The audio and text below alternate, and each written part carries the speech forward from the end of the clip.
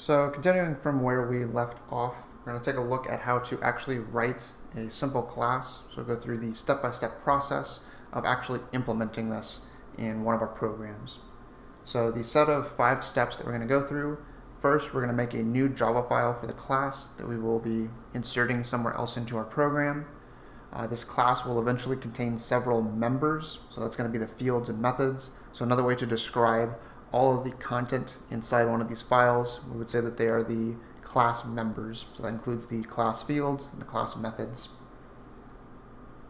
In step 2, we will first go ahead and add the fields to the class. So we'll go ahead and declare some variables that will hold the values or the data for that particular class, or more precisely, we'll be focusing on data that is specific to a particular object of that class. These fields must be kept private since only the class should have direct access to them. This is important for maintaining proper data hiding. In step 3, we will start adding the methods or the behaviors to the class that will allow users to access or manipulate that data. The methods to access the data are going to be called accessors or getters, and then the methods to manipulate the data are called mutators or setters. So if you take a look at each of those names, we would refer to them as accessors because they access the data. Another way we would describe that is to say that they're going to get the data, so they're getters. And then for the other set of methods, we call them mutators because they either mutate or manipulate the data in some way, so they're going to change it. We can also refer to them as setters because another way to describe changing the value inside of a variable, you would say that you're going to set the value of that variable. So we'll call them setters as well. In step 4, we're going to add more methods to the class for any other necessary behaviors. In some cases, you will only add these methods, which means that you might possibly skip step 3. So there are going to be some cases where maybe you don't need to access or get, or even like mutate or set any of the data. Instead, you're only designing it to use some other additional methods. These are going to be for very particular kinds of cases. And then in step 5, we're going to go ahead and construct objects from that class and then call those methods somewhere else in our program. So a pretty typical location where we would expect to see that is going to be in the main method of our program. So we'll go ahead and do that as well. So to start off with, we want to go ahead and make a new Java file for the class to be inserted into our program. So this is going to be the structure. So you see that we've got our class header. In this case, we're going to be making a rectangle class. So we're going to create a file in a moment that we can call rectangle.java. That's going to hold our rectangle class. Remember again that in Java, the name of your public class and the name of your file, those two things have to exactly match each other. So if we call the file rectangle, the class also needs to be called rectangle. And then we have set up our pair of curly braces, and we've got a single comment in the body of this class specifying that we will eventually add the fields and methods for it. So let's go ahead and minimize this and go ahead and put that together. So we'll go ahead and come over to NetBeans. We're going to go ahead and create a new project. So this will be a new Java application. We'll click Next. And for the name of the project, I'll go ahead and name it after the class that we're going to be making. Specifically, I'm going to call this my rectangle demo. So I'm going to go ahead and click Finish. And so right here, we're going to get the default Java file that's provided inside of our project. So that's going to be specifically in the one source package that it gives us, rectangle demo. So I'll go ahead and leave this one alone for right now. One thing I'll go ahead and do is just clean up a couple of these comments so that we have this ready to go for a little bit later. So we'll go ahead and remove all of this, and we'll adjust the style on it slightly. And I'll go ahead and leave the to-do stub for now, since I do want to keep that as kind of a reminder that we'll need to add something to this a little bit later. But what I'm going to go ahead and focus on for right now is creating the other Java file that's going to be for my rectangle class. So I'm going to come over to the package for it right here in my project directory in NetBeans. I'm going to go ahead and right-click on that. I'm going to come over to New, and I'm going to choose to create a new Java class. So I'll choose that. And so for this new one, the class name for it is just going to be rectangle. So just go ahead and put that in and click Finish. And so now I've got my rectangle class. So we've got it right here. We see that it's in a file just called rectangle.java. We'll again go ahead and remove these extra comments that we don't need. I'll also go ahead and adjust the style. So just put the curly braces on their own separate lines. I'll go ahead and tab over once so we can start adding some content to the body of this class. And right here, I'll go ahead and specify that first comment where we're going to be adding the fields and methods. So this is the part where we're going to continue on from. So coming back over to here, I'll go ahead and take a look. So once we're actually ready to start implementing the class, we want to keep in mind the standard convention for structuring this class. The way that we're going to go about doing this is we'll first write the fields. So we're going to have the different field or variable declarations. These are going to be located at the top of the class, and then underneath them is where we're going to put all of our method definitions. So you can see the general structure right here. We've got our public class rectangle, our two curly braces for the body of that class, and then we've also got our I've kind of boxed off these two sections. The first one where the field declarations will go, and then the one underneath it where the method definitions will go. And I've kind of also specified in a slight way right here that we have that little extra bit of space where we're tabbing this over. So still trying to match up with the conventional styling approach. So getting into step 2, we're going to start adding some fields to this class. Keep in mind that these fields must be kept private, since only the class should have direct access to them. So we're going to be including an additional keyword at the front of our variable declarations. So besides the addition of that new keyword private, these pretty much just look like typical variable declarations, like what you're doing in your main method or any of the other methods that you've written. So we see right here, we're going to be adding some fields that are appropriate for a rectangle. So to decide what kinds of fields we want to include here, we need to keep in mind what kinds of attributes or properties of a rectangle that we're going to be interested in. So in most cases, when you're working with a rectangle, you're probably going to be interested in things like the length and width of it. Or if you think about it another way, maybe the width and height of it.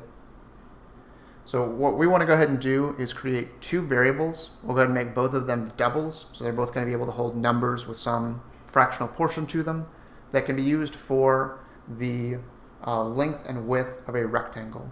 So we can see right here these two extra comments that I've added next to each of those lines, specifying that rectangles need a length and a width. So pretty standard expectations for a rectangle. So let's go ahead and add both of these declarations to our program. So coming back over here, we'll go ahead and remove this comment and start adding in those declarations. So we're going to have that private keyword. We're then going to specify the data type as double, and then we'll go ahead and make the length and initialize this to 0, since later on when we actually start making these objects, we can go ahead and change it to something else. For the next one, we'll go ahead and do private double width. This one can also be initialized to 0.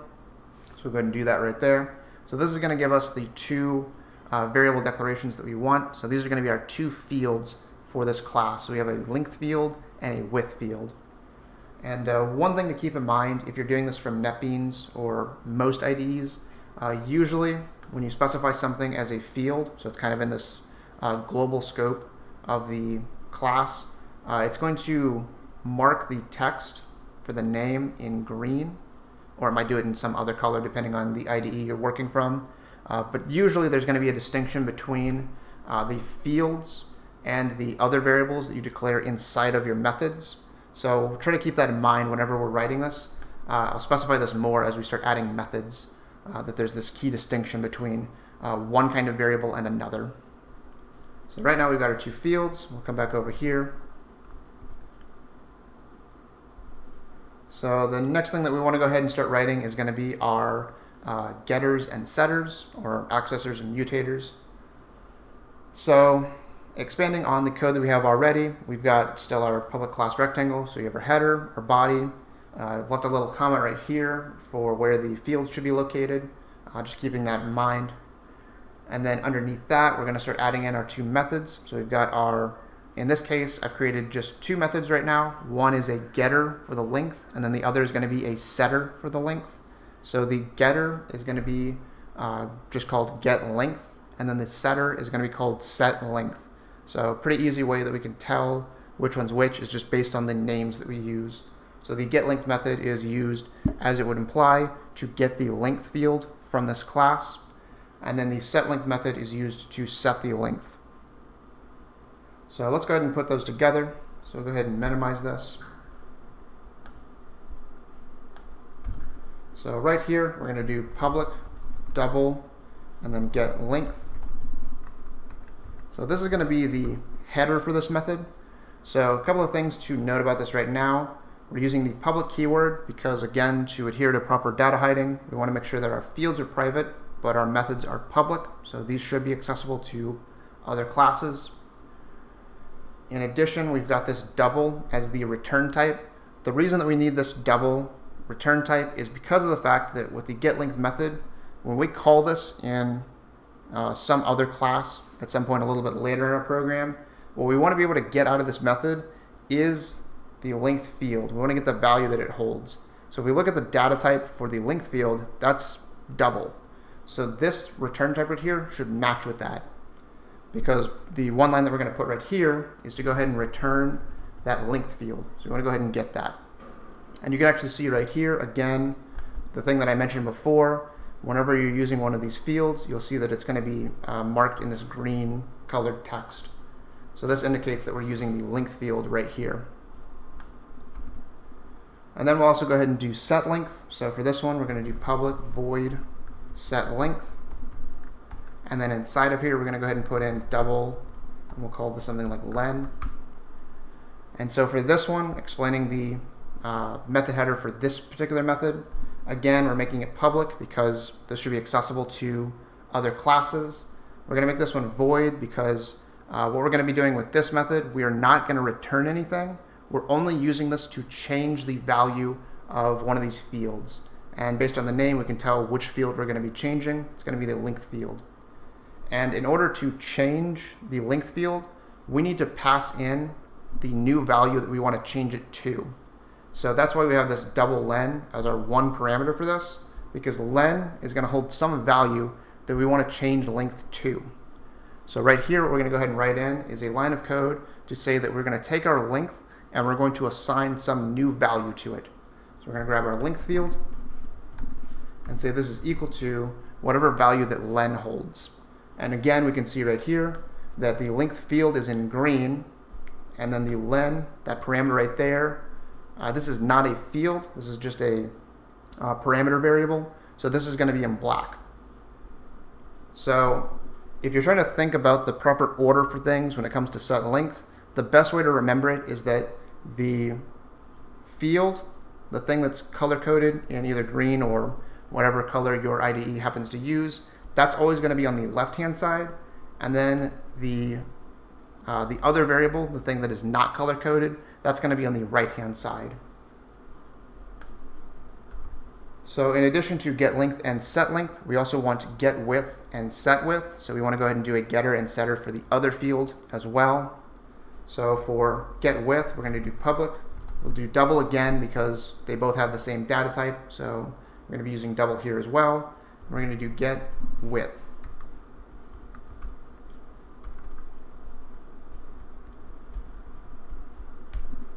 And then right here, we'll go ahead and put in return width. So the expected behavior for the get width method is to just return the value that the width field holds. So we're going to go ahead and put in that one line right there. And then underneath this, we'll go ahead and do public void set width. And for this one, we'll use another double and say for this one, just call it wid, so just W-I-D. And then in the body of this one, we're going to go ahead and put in a line similar to what we had right here. So we're going to do width. We're going to grab the width field, and we're going to go ahead and assign to that width field whatever value this parameter wid happens to hold. And again, we're going to see that we want the green color-coded text for the field on the left-hand side, and we want the black, the non-color-coded text for the parameter variable. That should be on the right-hand side. Okay. So now that we've got all of those methods, we can go ahead and move on to step 4. So in step 4, we're going to go ahead and add more methods to the class for any other necessary behaviors So in this particular case, I'm going to go ahead and add one more method to this. And this method is going to be used to get a particular property of a rectangle that we are typically going to be interested in, which is going to be the area of the rectangle. So we're going to include another method called getArea, and the behavior of this one is to just go ahead and calculate the area of this rectangle, so length times width, and then just go ahead and return the product, the result of that multiplication. So go ahead and minimize this. And so right here, underneath my set width, I'm going to go ahead and put in that last method. So we're going to do public. This is going to be a double, since in order to calculate and return the area, we need to specify a return type that matches up with the data type of that area. If we multiply two doubles together, then the result is going to be a double. So we're going to say public double, get area. So for this one, we don't need to pass anything into this. So we're not going to have any parameters here, because of the fact that in order to get the area, we're just going to use the length and width fields that are already contained in the class itself. So we're just going to say return length times width. And again, you can see the color coding indicating that we're going to be using those two fields. So we're doing return length, so this field we have right here, multiplied by width, so this field right here. And of course, if we were to do this right now, if we don't initialize length and width to something other than 0 and 0, then obviously the area would also be 0. So ideally, we want to change this to some other values to make this meaningful, which we'll see in just a little bit.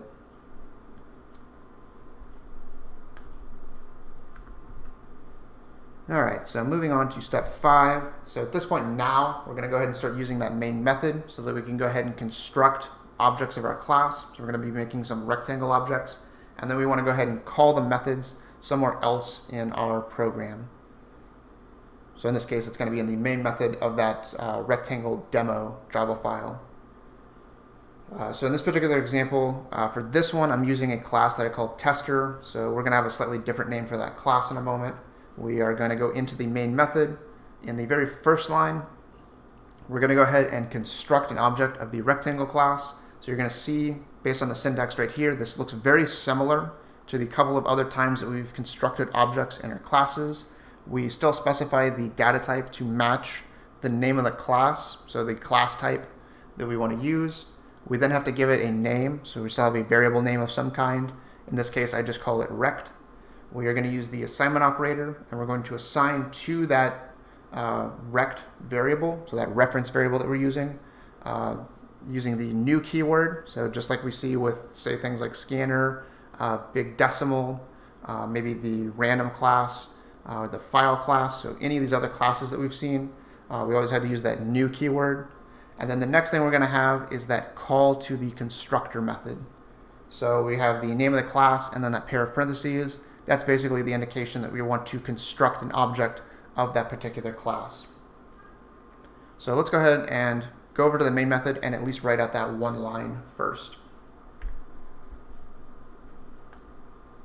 So we're going to come over to rectangle demo. Quickly before I do that, I'm going to go ahead and save this file. So we'll go ahead and save that now. Coming over here though, we'll go ahead and remove our to-do stub since we're going to start adding some code to this. So we'll first go ahead and put in the name of the class, since this is going to be our class type, so we know what essentially the data type of our variable is going to be. We'll go ahead and call it something like rect, so use that as our variable name. We use the assignment operator, and then we need that new keyword to specify that this is going to be a new object that we want to create.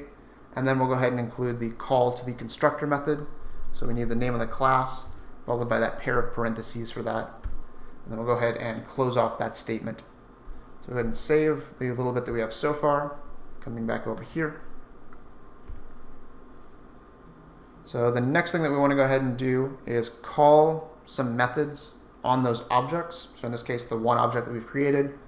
So we're going to be calling some of the methods that we've made in our rectangle class.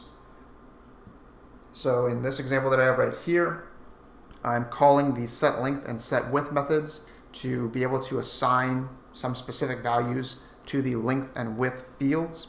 So I'm calling setLength and passing in 10.0. So let's go ahead and write in that one line and talk a little bit about the overall flow of the program, what's going on there. So we'll go ahead and write in this rect. So we're going to be using our variable right here. This is the name that we associate with that object. We use that dot notation, and then we're going to go ahead and use the set length method. And you'll notice that the autocomplete is going to show the custom methods that we've created. So we can actually see that right here. So if I wanted to, I could just push enter and it'll go ahead and autocomplete for me. I'm going to go ahead and remove the default value that it puts in and put in 10.0. Go ahead and save that. And so what's happening right here is I've created my object of the rectangle class, and for this particular object, I want to go ahead and set its length to 10. So what's going to happen is it's going to call this method setLength. We're passing in 10.0. So if we come over to rectangle.java, we've got our setLength method right here.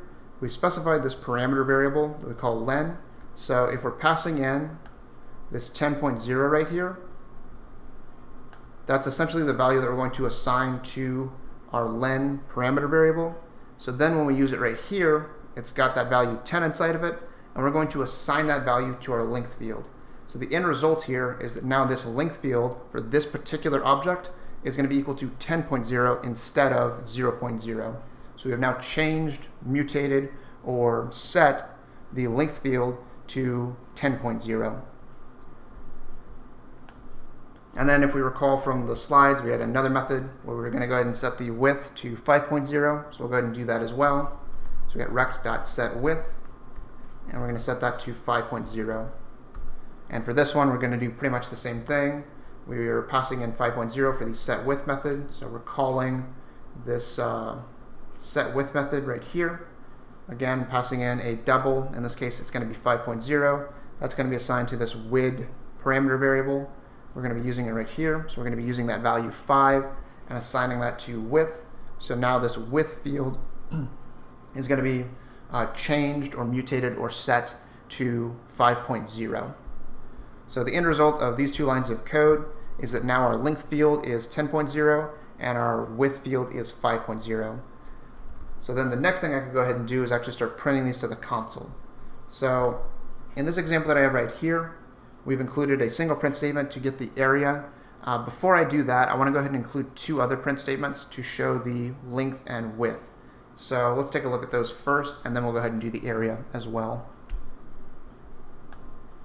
So right here, we're going to go ahead and write in a print statement. So we're going to do system.out.println, and we're going to say the length of the rectangle is plus, so we're going to use string concatenation to combine these together, make sure that the length is spelled properly.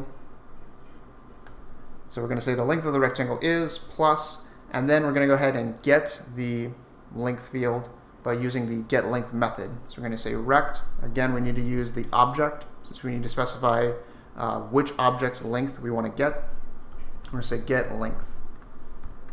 And keep in mind that with the getLength method, we don't need to pass in any values right here. It doesn't have any arguments, so it's not expecting anything. So we just have that empty pair of parentheses to go ahead and just get the length. So what this is going to do is, since we called getLength, we come over here. So inside of the getLength method right here, all this is going to do is just return the length field. So whatever value length currently holds, we're going to be returning that value. So in this case, length currently holds 10.0. We set that back in line 9. So we're going to go ahead and return that value 10 right here. So if we go ahead and save this and we run this, we're going to see right here the length of the rectangle is 10.0. And as far as the units are concerned, who knows? It could be whatever you want it to be. Inches, centimeters, doesn't really matter. So in this case, we've got the length of the rectangle is 10.0. Let's go ahead and do this again with width. So we're going to say system.out.println. We'll go ahead and say the width of the rectangle is.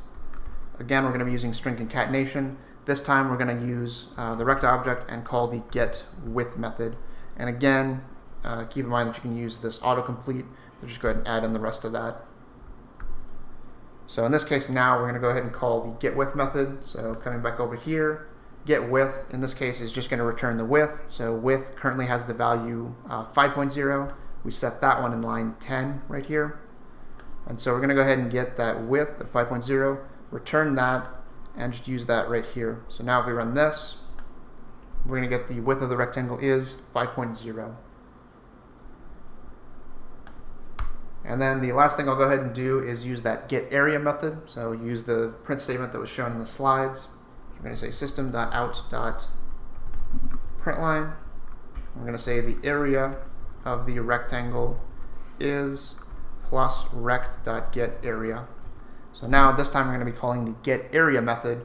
And so what that one's going to do, if we look again at the code that we wrote for it, so we have getArea right here. That's going to be doing the length times the width.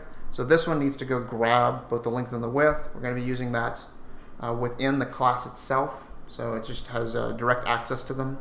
So it's going to be getting the 10.0 that we set length to and the 5.0 that we set width to. It's going to multiply those two values together. So you see that right here, where it's going to be multiplying them together. So we do 10 times 5, that'll give us 50. And we're going to go ahead and return that result. So if we come back over here, we're going to do rect.getArea. That's going to give us that 50. So we can go ahead and use it right here in this print statement. So if we go ahead and run this, then we can see that last line right there, the area of the rectangle is 50.0.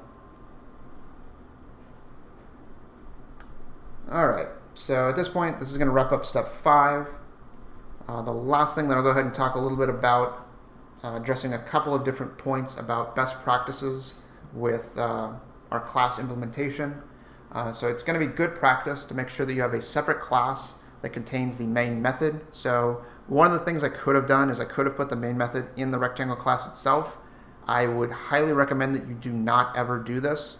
Classes should generally serve exactly one purpose, so they should only do one kind of major important thing. In this case, we have one class that holds some related data and methods, so it basically holds all of the data and methods that are related to being a rectangle, while another class holds the main method of your program. So typically the way that you would do it is you'd have a bunch of other files that hold all of the classes for your program, and then the main method is kind of like your central hub where you actually do all of the execution, where you're actually using all of the objects that you make from those classes. So we made sure that we adhered to proper data hiding by keeping the fields private and the methods public. So we saw those private and public keywords. This is going to force other parts of the program to adhere to strict rules about how to access the data from various classes. So if we wanted to, I'll go ahead and take a quick moment to demonstrate this. So if we come back over here, so we used the set length and set width methods to be able to assign something to our length and width fields. We also had to use get length and get width to be able to access them. So let's say that after I've assigned some value to it, maybe I wanted to go ahead and just print it out right here, but instead of using the get length method, maybe I tried to just just directly access the length field.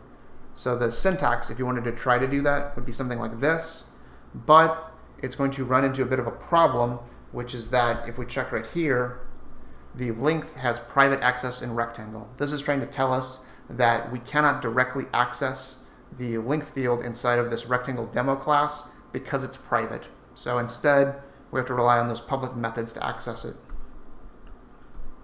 So this helps to make sure that if we ever wanted to access or change that value in some way, there are very specific methods that we have to use in order to do that.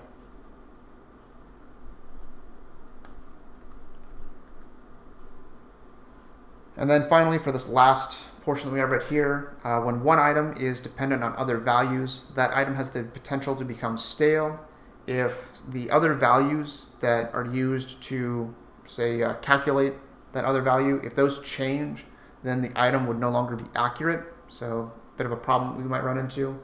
You can specifically see the potential for this problem with the getArea method of the rectangle class. So we notice that getArea is dependent on the length and width fields. So if we take a look at this right here, so essentially when we do getArea, this is going to do two things at once. It's going to calculate it and it's going to give us the answer back. So another way that we could think about this would be if we tried to break this apart, we might have a separate setArea and getArea method, where setArea just does the calculation and then getArea just gives us whatever the area happens to be. So let's see what happens if I happen to do that.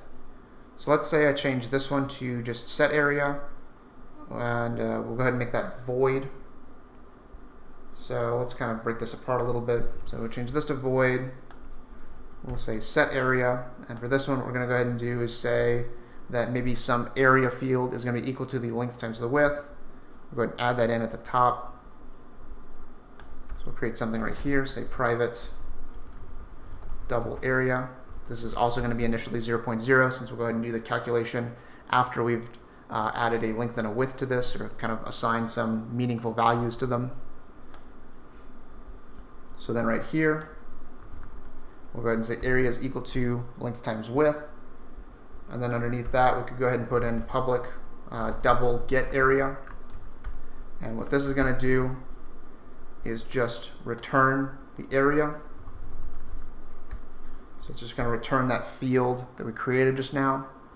And of course, with set area, unlike our set length and set width, we're not passing anything in, because in order to calculate the area, to set it to something, we're just using the length and width fields that exist within the class itself. So if we do this, what exactly is wrong with it? Well, I have a get area method right here, and I've already set length and width right here.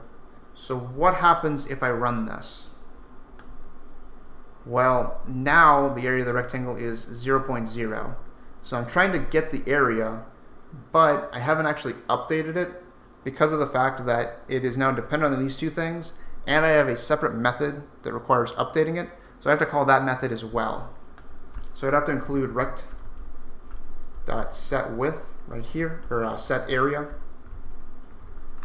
right here, so that then it can go ahead and update it, so that then later when I get it, it will actually be correct.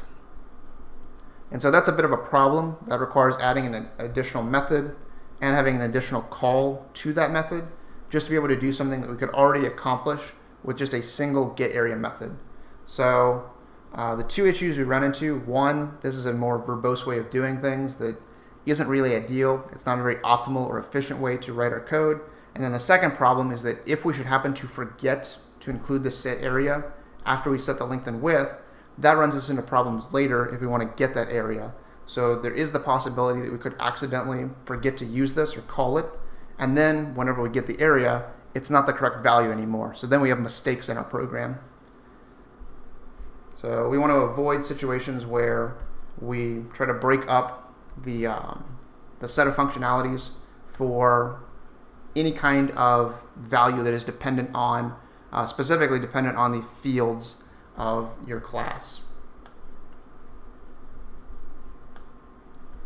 So go ahead and remove those two things. Remove that and remove set area. And then we'll go ahead and change our get area back to just doing the length times the width. And save that. And so now if we go ahead and run this again, we don't need that set area method anymore. We're just going to go ahead and do the calculation immediately whenever we need to get the area, so that it's always accurate. All right, so at this point, this is going to wrap up this implementation of our rectangle class and then using it in this rectangle demo. In the next video, we're going to go ahead and continue on a little bit more with this process of writing our classes by taking a step back and taking a look at the design process that typically comes before we actually start writing these programs. In that design process, we're going to go ahead and take a look at UML class diagrams.